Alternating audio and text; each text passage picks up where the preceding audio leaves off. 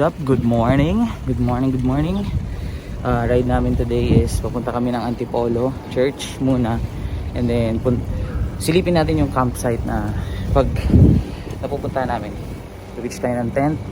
And as usual, magluluto tayo ng simple lang. Fried chicken lang, wala na kaming ulam ngayon eh. Let's go! Medyo kinakabahan ako kasi lahat ng weight is nandito sa harapan. Wala akong, tinanggal ko yung rear carrier ko kasi parang last ride kasi namin medyo parang iba yung feeling ng merong masyadong mabigat sa likod, parang masakit sa balakang.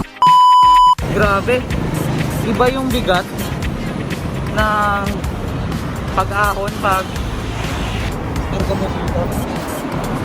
Sin sobra.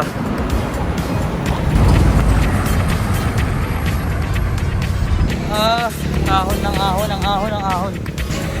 May isa pa ulit na ahon. Ewan ko. Wait lang. Finally, umabot na rin kami sa cathedral dito sa Antipolo. Time check 8:40 ng morning. Siguro approximately mga nasa 27 kilos yung total weight ng bike, or 28, malamala ganun. Kasi dala akong cookware, damit ko, and tent and mattress, dala namin lahat.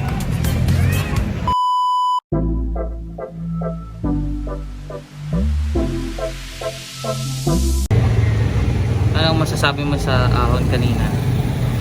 Talaga. Mas mahirap kasing umahon pag pag puno yung dala nyo eh. Ngayon, tatry naman natin yung spaghetti dito. Nag food trip eh.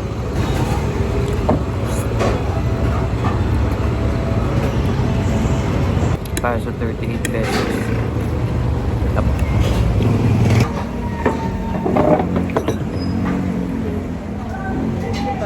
So yun, kung pupunta kayo dito sa Antipolo, daan kayo dito sa Bibians.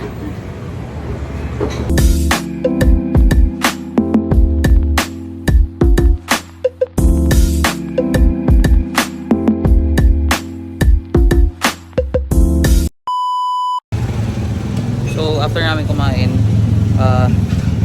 out na ulit kami. Punta na kami dun sa campsite, mga 10 or 13 kilometers from here.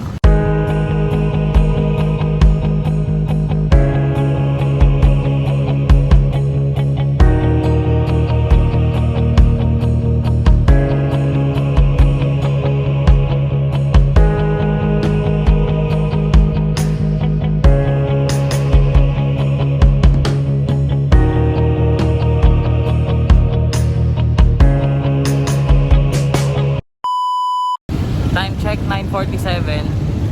Mga 11 kilometers na lang. Ay, go na kami. Ayun lang. Bye-bye ate. Luto ko biglang nag-go.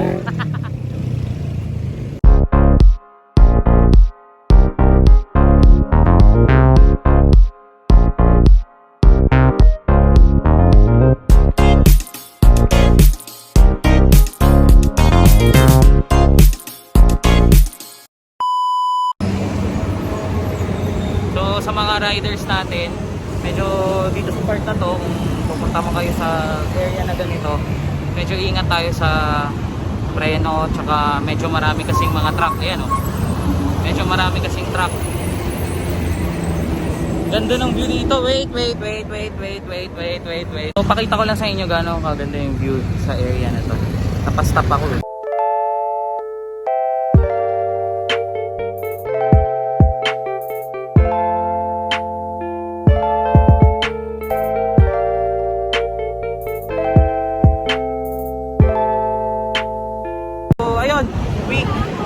Week update, ang taas na ito. Grabe naman to, yung ito yung aahunin natin bukas.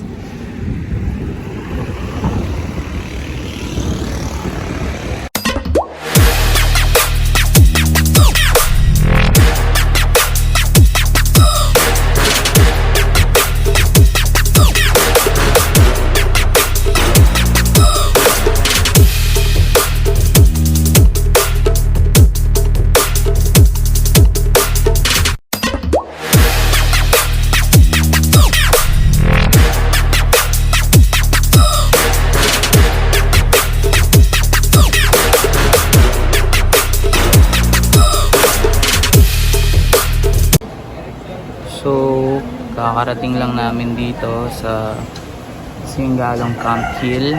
Nagbayad rin kami entrance, so antay lang namin yung guide namin papunta sa taas. So on the way na kami papunta sa trail. Actually na ito na yung part na to ng trail papunta dun sa campsite.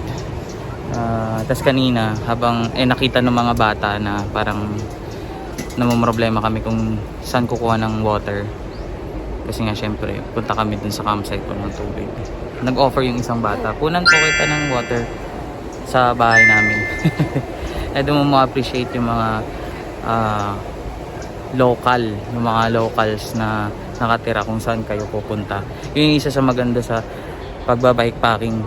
Kasi na-appreciate mo yung mga maliliit na bagay na hindi mo siya ma-appreciate pag nagkotse ka or nagmotor ka. Feeling ko lang. mas ramdam mo yung daan, mas ramdam mo yung lugar pag nakabike ka. Daming sinabi na. So ito yung trail papunta doon. Medyo matarik-tarik din, lalo't yun yung bike natin medyo may kabigatan.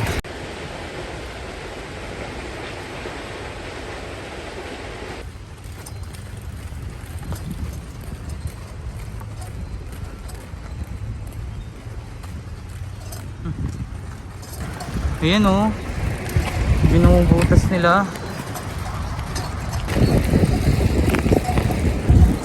Punan mo naman ako. So may isa pa. Challenge 400. Ha, mandar to. At hindi natin kinaya.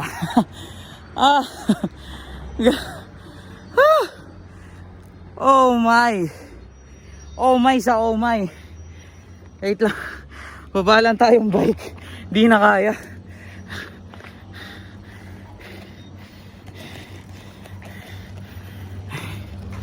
Tutulak na kami. Wait lang. Yung tour guide namin, iniwan na kami. Init. So, sobrang init talaga, as in tirik na tirik yung araw. Magpapalit lang ako ng ng sombrero. Di na kaya. Di naman kami magmamabilis eh.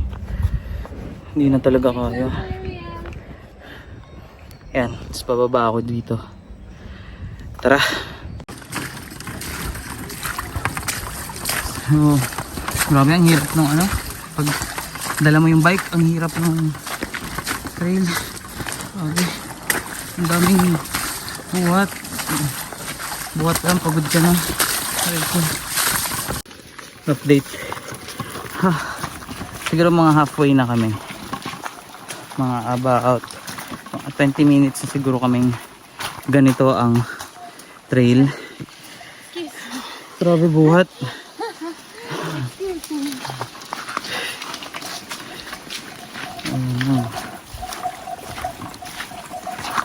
Kaya talaga sa mga gustong magdala ng bike dito, galingan nyo. Galingan nyo.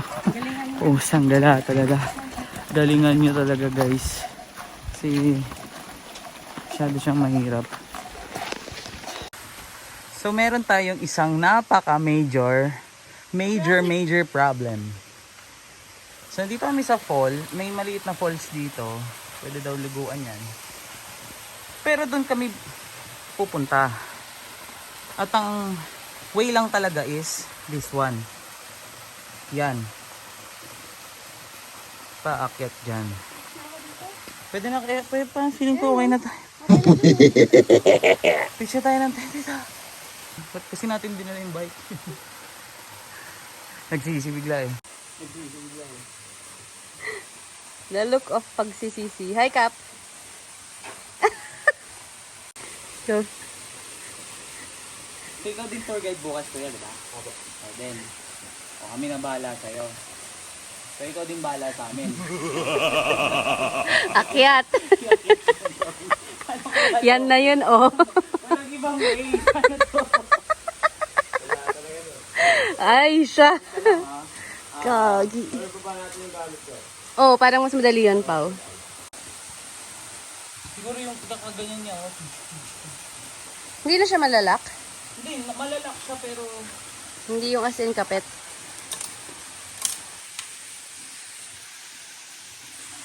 Malapit, pagka-akit mo sa ito na yun.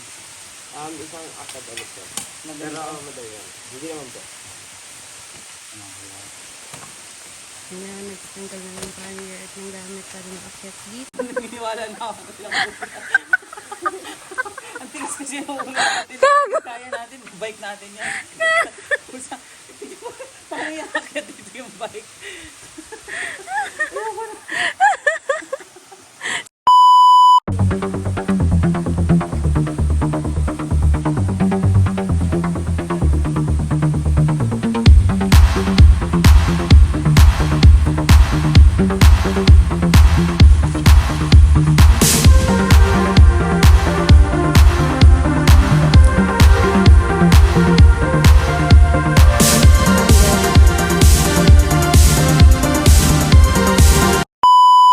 Finally, after mga 1 hour yun, nandito na kami. Tinanggal namin lahat. Tapos iniwan namin dun sa may sapa yung gamit namin. Kasi hindi talaga kaya. Tapos babalikan na lang namin. Para sa vlog. Babalikan namin yung mga bags namin. Kasi hindi talaga kaya kanina. Parang nag-option pa kami na dun sa may matarik na part, parang ibababa na lang namin yung mga panniers namin and dry bags. Kasi babalik namin yung bike dun sa mismong sa parking area. Pero naka 40 kilometers na rin yung binike namin. 40 or 30? 32? Ganyan, sorry. Thank you sa kanila. Mabait nila kuya. Kuya, thank you. Shout out sa inyo kuya. Mabait nyo. Sila yung tumulong sa amin na buhatin yung bike. Kasi dati babalik na namin. Wag na. Kapoy. Parang sarap nung hangin. Ang taas na nito no. Ayun yung kabilang bundok oh. Nakikita mo. Buti na lang may mga nakasama kami. Ito yung maganda talaga eh pagka nagbabike pack ka. Yung mga mamimit yung mga locals. Tara, buhat na dito na lang tayo. Oo. Camp na lang tayo dito, pwede na dyan.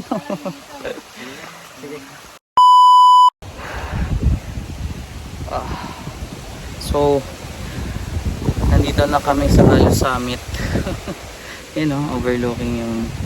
Tapos ito yung pinanggalingan namin. Diba? After ng medyo mahaba-habang trek. Dito na kami. Overlooking. Ganda dito. Pipitch lang kami tent maya-maya. Tapos luto na. Gutom.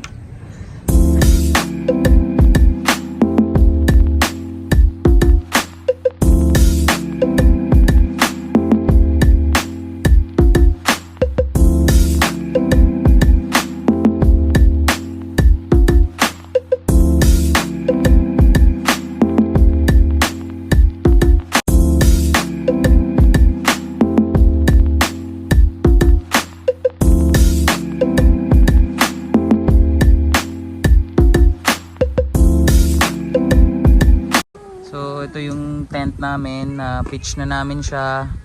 Yan yung ilaw namin for tonight kasi wala talaga, nasa summit kami at walang kuryente. Yan ang ilaw namin later. Tapos yun, na set up na rin namin yung tulugan, yung mugs namin. Basically that's it. At magluluto na kami.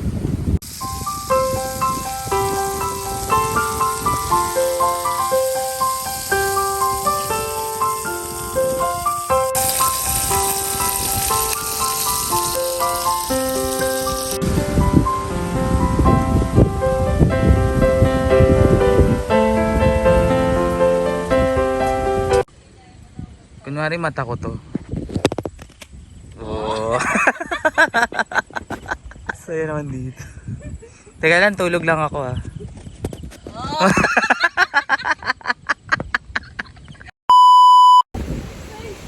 So, yun yung mga tent namin. And midlip kami saglit. Tapos, hugas lang kami ng mga pinagkainan namin.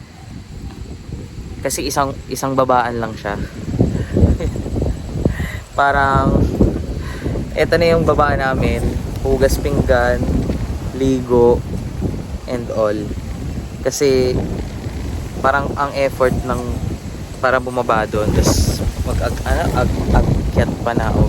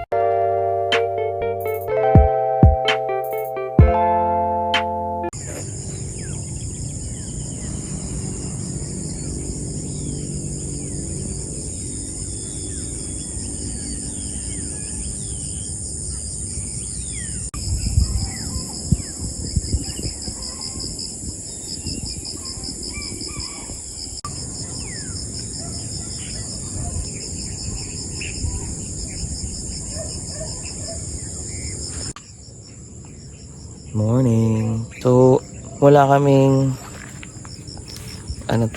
sunrise shot kasi wala kaming sunrise shot dahil hindi kami nagising. So, yun gagawin namin ngayon. Maglilutong breakfast tapos magliligpit, then out na. Ayun lang. Saya. Kami lang yung tao dito since last night.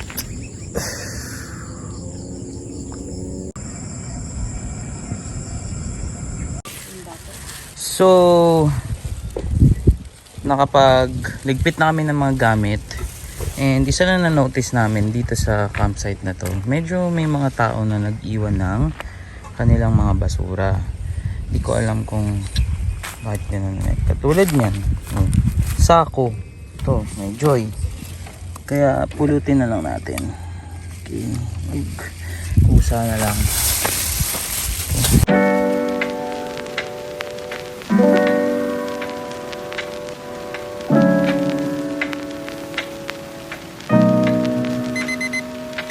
So narap na natin. Ito yung basura na naiwan na ibang mga nagtampo.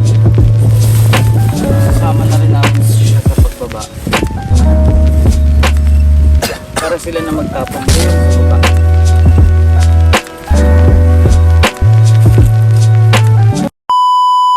So dito na ulit kami sa aming bike.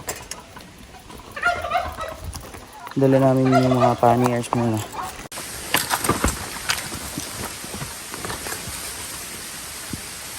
So ito ngayon yung major problem. Pababa dun sa inakita namin kahapon, kailangan namin siya ibaba ngayon. Yun, finally nailagay din lahat ng gamit and pauwi na hanggang sa muli. Ciao.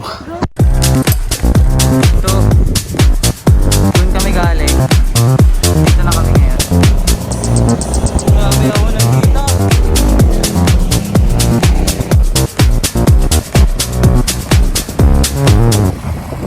Sarap ang hangin.